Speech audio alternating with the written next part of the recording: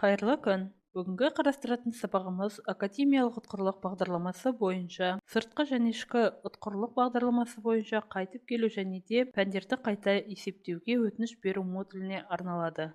Бірінші қарастыратын модуліміз академиялық ұтқырлық бойынша қайтып келу модулін қарастырамыз. Ол үшін жүйеден білім алушыларға қызмет көрсету орталығы, қызметтерге өтінімдер бөлімін таңдаймыз. Сұрыптама жасау арқылы өзіміздің қызмет түрін таңдаймыз. Және де академиялық ұтқырлық бойынша қайтып келу модулін құрастыру үшін бізде жүйеде оқуға кеткен білім алушының берілген немесе аяқталған өтінімі болу керек. Яғни өтініш мәртебесі бөлімінен біз аяқталды немесе берілді мәнін таңдаймыз. Келесі осы білім алушыға қайтып келу туралы өтініш құрастырамыз. Яғни білім алушыны таңдаймыз. Өтінімдерді құру батырмасын таңдау арқылы біз қайтып келу туралы өтінімді құрастырамыз. Бұны қызметкер де құра алады, немесе білім алушы өзінің жеке парағында құрастыратын болады. Ары қарай өтінімді құру батырмасын таңдау арқылы біз өтінімізді құрастырамыз. Келесі өтінім бойынша мәліметтер бөлімінде біз қызмет бойынша орындалған өтінімдер бөлімінде өзіміздің орындалған өтінімімізді таңдаймыз. Ары қарай берілген құжаттың тілі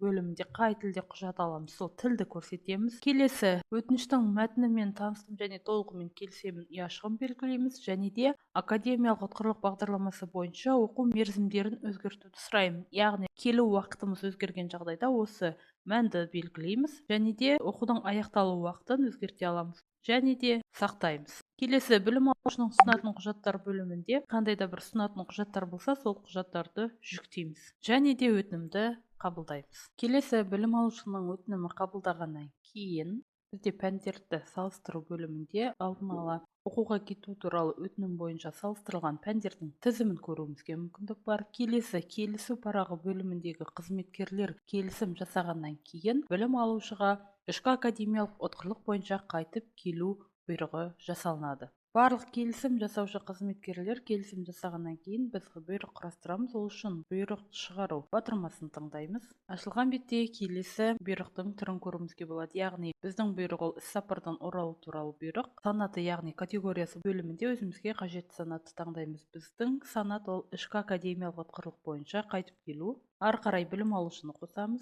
Келесі аты жөні арқылы іздеуге кеңейтілген сұрыптау бойынша іздеуімізге болады, немесе білім алушыларға қызмет көрсету орталығында өтінім бар мәнін таңдау арқылы білім алушымызды таңдаймыз және де бұйрыққа қосамыз. Бұл бөлімде келесі ақпараттар қарастырылған, яғни білім алушының академиялық ұтқырлық бойынша кету туралы бұйрығының көруімізге болады, қандай жоғары оқу орынға, қандай оқу формасында кеткені туралы. Және де бұл өтінім түрі бойынша білім алушыда білім алушыларға қызмет көрсету орталығы бөлімінде өтінімнің барын көруімізге болады. Және де келесі бөлімде білім алушының келу уақытын өзгерткенін көруімізге болады. Яғни алғашқы көрсетілген оқу кезегін көруімізге болады. Және де білім алушыларға қызмет көрсету орталығында берілген өтінімге сәйкес жаңа кету мерзімдері бөлімінде білім алушының келу уақытының өзгергенін көруімізге болады. Ары қарай біз бұйрығымызды орындап сақтаймыз. Және де бұйрығымызды растаймыз. Білім алушыға академиялық ұтқырлық бойынша келу туралы бұйрық жасалғаннан кейін бізде білім алушыларға қызмет көрсету орталығы бөліміндегі ішкі академиялық ұтқырлық бойынша қайтып келу өтінішінде жасалған бұйрығымызды көруімізге болады. Және де біздің құжатымыздың мәртебесі аяқталды мәртебесіне өзгергенін көруімізге болады. Келесі берілетін құжат бөлімінде білім алушыға берілетін құжатты көруімізге болады. Және де бұл құжатты білім алушыға жіберу үшін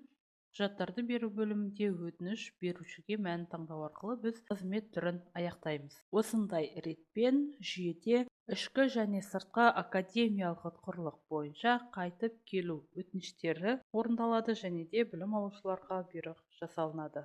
Осымен бүгінгі сабағымыз аяқталды. Сау болыңыздар.